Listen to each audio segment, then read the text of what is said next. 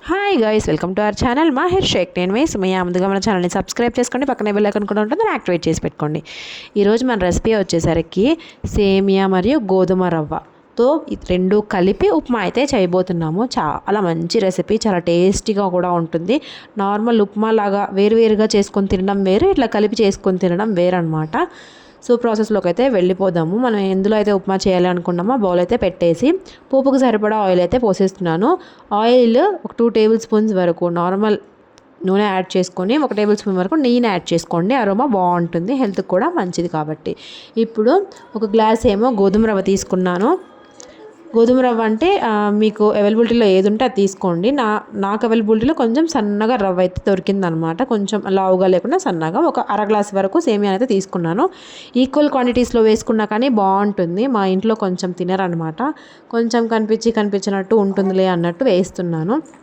కానీ ఈక్వల్ క్వాంటిటీస్లో వేసుకుంటేనే బాగుంటుంది. పోపులో దినుసులు అయితే వేసేసుకున్నాను. పోపు దినుసులు అన్నీ వేగిపోయిన తర్వాత జీలకర్ర వేసుకోవద్దు, పచ్చిపప్పు, మినపప్పు, ఆవాలు మాత్రమే వేసుకోండి. ఉప్మాకి జీలకర్ర అనేది వాడరు అనమాట, వేసుకోరు, ఉప్మాకి బాగోదు. ఈ తర్వాత మనము పోపు దినుసులు వేసేసిన తర్వాత వేగిపోయిన తర్వాత ఉల్లిపాయ ముక్కల్ని కూడా వేసేసుకోవాలి. ఒక పచ్చిమిరపకాయని కూడా యాడ్ చేసుకోండి, బాగుంటుంది. ఈ విధంగా యాడ్ చేసుకున్న తర్వాత ఇప్పుడు మనం మామూలుగా ఉప్మా రవ్వ, సన్న ఉప్మా రవ్వకి వేరేలాగా, లావు ఉప్మా రవ్వకి వేరేలాగా వేసుకుంటాం. ఇది లావు ఉప్మా రవ్వ లెక్క అనమాట. ఇప్పుడు గోధుమ రవ్వకి 1 గ్లాస్కి 2 గ్లాసులు వాటర్ అయితే పడతాయి అన్నమాట. ఇప్పుడు సేమియాకి వచ్చేసరికి 1కి 1.5 గ్లాసే పడుతుంది. అలా మీరు కౌంట్ చేసుకొని మీరు ఎంత క్వాంటిటీలో కుక్ చేస్తారు అనే దాన్ని లెక్క వేసుకొని వేసుకోండి. నేనైతే మొత్తానికి 3 గ్లాసులు వాటర్ అయితే యాడ్ చేసేసాను. ఎందుకంటే రవ్వ కూడా ఫుల్ గ్లాస్ లేదు, కొంచెం తగ్గించాను కాబట్టి. అది కాక అర గ్లాసే సేమియా వేస్తున్నాను కాబట్టి మొత్తానికి కౌంట్ చేసి వేసుకున్నాను. తర్వాత కొంచెం ఉప్పును కూడా యాడ్ చేసుకున్నాను, కల్లుప్పు యాడ్ చేసుకున్నాను. ఒకసారి మనం ఉప్మా రవ్వ వేసే ముందు ఇలాగా ఒకసారి టేస్ట్ చేసుకోవాలన్నమాట. టేస్ట్ చేసుకున్న తర్వాతనే ఉప్మా రవ్వ అనేది వేసుకోండి. ఫస్ట్ గోధుమ రవ్వని వేసుకోండి. గోధుమ రవ్వ కొంచెం అలా కుక్ అవుతూ ఉంటుంది, మరి గట్టి పడేదాకా ఉండకుండా కొంచెం నీళ్ళుగానే ఉండాలి.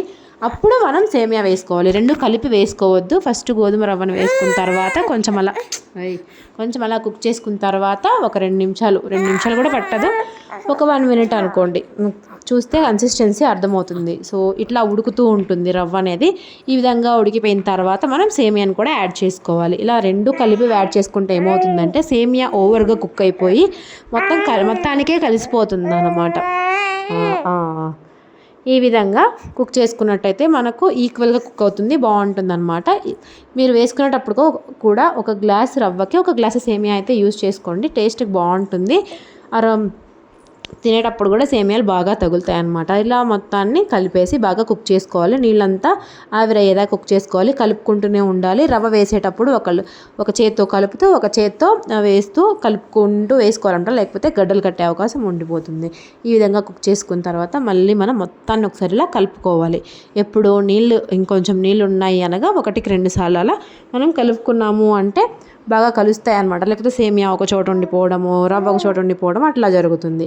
కొంచెం రవ్వ అనేది సన్నగా ఉండడం వల్ల మీకు నార్మల్ ఉప్మా లాగా కనిపిస్తుంది. కానీ మీరు లావు రవ్వతో ట్రై చేయండి, చాలా బాగా కుదురుతుంది అనమాట. లాస్ట్లో ఒక 1/2 టేబుల్ స్పూన్ వరకు నేను కూడా యాడ్ చేసేసి దమ్కైతే పెట్టేస్తున్నాను. నీళ్ళు మొత్తం ఇంకిపోయిన తర్వాత డబల్ స్టాండ్ పెట్టేసి దమ్కి వదిలి పెడుతున్నాను అనమాట. 10 నిమిషాలు దమ్కి వదిలి పెడితే తర్వాత ఓపెన్ చేసి వేడిగా సర్వ్ చేసేసుకోండి. ఇందులోకి పల్లీ చట్నీ, టమాటో పచ్చిమిరపకాయ చట్నీ, ఎండుమిరపకాయల చట్నీ, పల్లీ చట్నీ అట్లా అన్నీ బాగుంటాయి. కర్రీస్ కూడా బాగుంటాయి, కర్రీస్లో కూడా తినొచ్చు. డయాబెటిక్ పేషెంట్స్ అయితే తిరుగు లేకుండా తినొచ్చు ఈ రెసిపీ వచ్చేసరికి. సో చూసేసారు కదా, మంచి రెసిపీ అయితే షేర్ చేశాను. మరిన్ని ఇంట్రెస్టింగ్ వీడియోస్ కోసం ఛానల్ని సబ్స్క్రైబ్ చేసుకోండి, లైక్ చేయండి, షేర్ చేయండి, సబ్స్క్రైబ్ చేయండి. Thank you.